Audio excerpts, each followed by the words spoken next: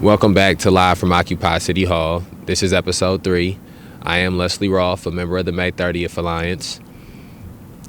Previously on Live from Occupy City Hall, in our initial episode, I spoke about the shooting of Trey Bowman, spoke about the reason we have to address police terrorism, mass incarceration, and racial injustice as institutional issues and not as individual acts committed by single perpetrators or solo perpetrators. And I also spoke about very briefly the way that black on black violence, black on black crime, inter-community violence is used as a weapon against people advocating against police terrorism, against mass incarceration and racial injustice. On the second episode of Live from Occupy City Hall, I took some time to speak about why this series is being filmed from outside the City Hall in Rockford, Illinois, why it's not being filmed inside a studio or inside a home or inside an office space. And again, both of these episodes were shorter episodes and were very brief entry points to some of these topics. I hope that as we continue to do these Live from Occupy City Halls, that we can begin to expand the conversations. We can have longer episodes. We want to begin to put clips out from episodes, and we just want to create another conduit of content for people that comes out on a daily basis, that comes out on a regular basis. That's not something that comes out once a week or twice a week, but something just like the Rockford Reading Daily podcast, something that you can rely upon on a daily basis for information. Also, on that second episode, when I spoke about the reason that we were outside of the City Hall in Rockford, Illinois, I explained that on October 2nd, 2020, Tyris Jones, an unarmed black man, was shot by Rockford Police Department officer Dominick McNiece. And in response to that, we began an occupation of the outside of the City Hall in Rockford, Illinois. And I spoke about how I would dive deeper into that occupation because this is something that has gone on for 2 years now, coming up on 2 years now.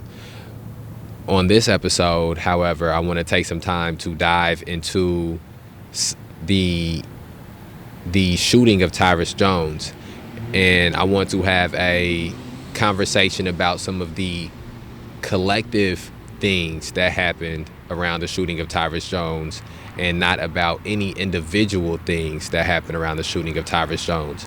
And when I say that, what I truly mean is that even though I may be taking time to speak about individual incidents, even though we're taking time to speak about an individual or individuals as this conversation goes on, I'm going to be addressing bigger problems and issues that exist collectively that all of us take part in some type of a way, even though it may be one individual actor that is taking part in the action. We all contribute to the way that action is perceived or received, I should say.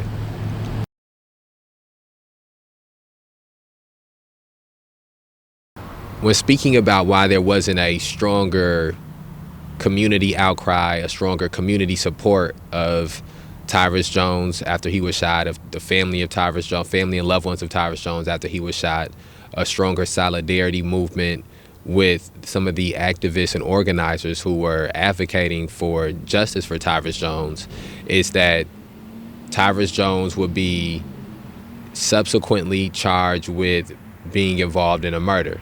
And for clarity and for transparency, within the first 5 hours or so of finding out that Tyris Jones had been shot by the Rockford Police Department, I was made aware that it was possible that Tyris Jones may have been involved in this murder. And again, this was hearsay that I heard through back channels. And when organizationally we talked about that, the first thing that came into play was that's secondary to him being shot. Not that somebody being murdered is secondary to somebody else being shot, but the fact that he is alleged to have been involved in this murder is secondary to the fact that these police officers shot him instead of bringing him into custody. And I think that that is an entry point for us to talk about all officer involved shootings. And this is an entry point for us to talk about a collective understanding we must have, collective consciousness that we must rise to. And that is that typically the people who are going to be interacting with police officers, engaging with police officers, engaging with law enforcement at the extent in which it leads to someone being shot, at the extent at which it leads to someone being assaulted, is probably going to be people who have a past criminal record or have prior charges, people who may, in that moment, just moments before, have made decisions that everyone doesn't agree with. Because I think one of the things that we would hear people say to us is, well, you're supporting a murderer. One time the Chicago Bond Fund bailed Tyris Jones out of jail after he had been shot at, and I remember somebody came by City Hall, somebody who was an antagonizer, and yelled out, how does it feel to be supporting a murderer? How does it feel to be, are you going to go home now? Because he had the release had came out that he was charged with murder a couple of weeks into the occupation happening. And my response to that is, well, there's a system that's in place for somebody who is charged with murder to be brought in. There are, in the year that this happened, specifically in 2020, there were more than 30 murders. It was a record amount of murders that took place in the city of Rockford. If the police shot every person that was alleged to be involved in a murder, that they were going to arrest for being involved in a murder, then we would have double the homicide rate. Double the amount of people would be killed. And inevitably, if that was a mindset that was enacted upon, multiple people would be shot and killed who were innocent, who didn't commit the murder. Because the thing that's on the side of this issue as well is whether it's, and this is again taking it off of Tyris Jones and talking about a collective understanding, talking about a bigger picture, is that an allegation is an allegation. And if you're not there, if you did not see it happening, then you can't be judge, jury, and executioner. And I think one of the other things that's important to talk about is that there is nothing that is in place for people who have been shot by the police. There is no support system that's in place. There is no services that are offered. There is no advocacy that is done. There's no attempts of justice. And so the difference between someone being shot at, killed, assaulted, and it doesn't happen from an employee of the state, from a police officer or from law enforcement, is that law enforcement investigates it. The state investigates it. That there are, the state's attorney has classes and things like that they offer to people who have been victimized, and support groups, and there's a bunch of money that exists and funds that exist for people who have lost loved ones, and that's something that they should have. They should have that advocacy. I'm against all violence. And when you say that, a lot of times people misinterpret that to think that you won't defend yourself, or you don't believe in self-defense, or you don't believe people should protect themselves. And that's not what I'm saying. I think that is a difference between being the initiator of violence and being someone who is defending themselves from a violent attack. But again, that's a different subject for a different day. But I say that to say that there is nothing like that for people who have been loved ones who have been shot by police or killed by police. The state is going to justify the shooting. The Winnebago Boone Integrity Task Force, who investigates shootings by police and law enforcement here, have never found any police to not be justified in the shooting, in the killings. And so there'll be no charges pressed. The police officer will return back to work. You'll see in the news and you'll see in the social media your loved one be vilified and criminalized. There's no state's attorney support group that's there for you. And so we at the May 30th Alliance are trying to create that, are trying to build that, are trying to advocate and be and fill that void that exists. And so, and in us filling that void, it doesn't take away from the police investigating other crime or other things that have happened. It doesn't take away from the state's attorney providing these other services for families, or the city providing these other services for families who have lost loved ones and have loved ones victimized. It is possible to go to a hospital and go to one floor and deal with the brain surgeon, and go to a different floor and deal with the oncologist, and then go to a different floor and deal with the pediatrician. All of those things are possible.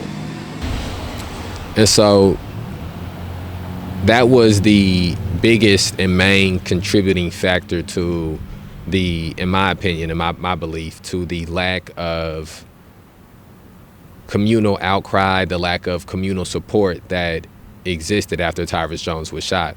And one of the things that I would caution people regularly after Tyris Jones was shot, and after there wasn't this collective outcry, and after people began to push back against advocating for justice for Tyris Jones, is that if we decide, or if we give the collective response through our lack of action, that we are okay with certain people being shot by the police.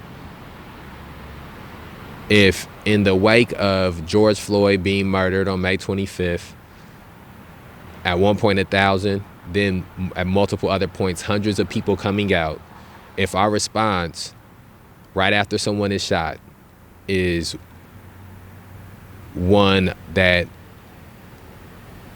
lacks power, it will be seen that, and it will be believed by the people in power, by these institutions, the police department, county sheriffs, the city of Rockford government, Winnebago County government, that they can do these things still. That this was just a blip on the radar. This was just a moment that took place, but we can continue with business as usual. And business as usual in the Winnebago County area is that 2 times a year on average, either deadly force is used or somebody dies in the custody of law enforcement. And that's been on average since 1990. This year alone, in 2022, 2 people have died in the custody of the Winnebago County Jail. 3 people have been shot by the Rockford Police Department. 2 of those people have died. 1 sits in critical condition right now. On September 28th, 2022. Since Tyris Jones was shot, 5 more people have been shot. And each time, there's always something. Whether it's a domestic call, whether it's somebody in the middle of a mental health crisis, there's going to always be something. That's the point. That's the reason that they're involved with the police, is because something is going on. And if what we are going to say to people is that your life, whether or not your life it has value, is determined by the worst moment of your life or the worst actions you've taken in your life, then it's a lot more people besides Tyris Jones that's going to end up shot. And the truth of the matter is, again, that there are alternative ways. Specifically in the case of Tyris Jones, the officer on record made a mistake because he said he thought he saw a gun and there was not a gun. And then this officer, Dominick McNiece, we got this officer's name through the community, through the Rockford community. Somebody reached out and gave us his name. And they said they found out his name because his wife was bragging about shooting Tyris Jones at a baseball game. On the next day, not even 24 hours later, his wife was at a baseball game bragging about the shooting her husband had done the day before. And see, and those are the type of things where it's deeper than just being about Tyris Jones. You know, I think that's one of our main points, one of our main agendas here at the May 30th Alliance is making people look deeper than the surface, to look below the surface, to look past the individual and look to the institutional, to look to the systemic, to look to the systematic. And about 2 months later, on January 5th, 2021, that's more than 2 months, excuse me. On January 5th, 2021, I'm gonna do some bad math, let's not do it, about 4 months later, Dominick McNiece, who was back to work, back on the force, would be involved with the brutal assault of Denzel Duvant. And I think one of the things I want to start doing is popping pictures up on these videos. So I think the plan should be to pop a picture of Denzel Duvant up on this video right when I said that. And that part of the reason that Dominick McNiece felt okay to engage in the brutalization of Denzel Duvant with his cohorts is because he had just shot somebody running away in the back, unarmed, and got a paid vacation for it.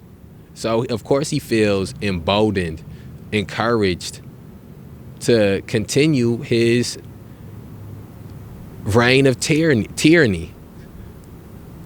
And that may be slight hyperbole, but his reign of violence, his string of violence, he felt emboldened to continue to do that. And while he sat at on pay, and there was no investigation into the assault of Denzel Duvant, so he didn't get his paid vacation for the assault of Denzel Duvant. But what I wanted to note is while he was on paid vacation, while all of these officers who have done these shootings were on paid vacation, those paid vacations come from the city of Rockford civilians and from the community of the city of Rockford, from the taxpayers of Rockford. And I'm sure Dominick McNiece does not live in Rockford. So when he pays taxes, he pays taxes to some other city. But when Denzel Duvant sues, when Tyris Jones' family sues, when other previous families have sued in the past, and more families will sue in the future, the money that is paid to those families comes from the city of Rockford taxpayers, while the person who did it is paying taxes to a different city.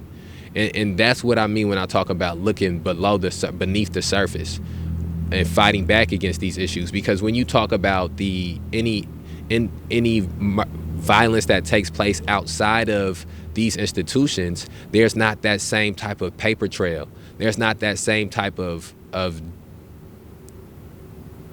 connectivity to the government.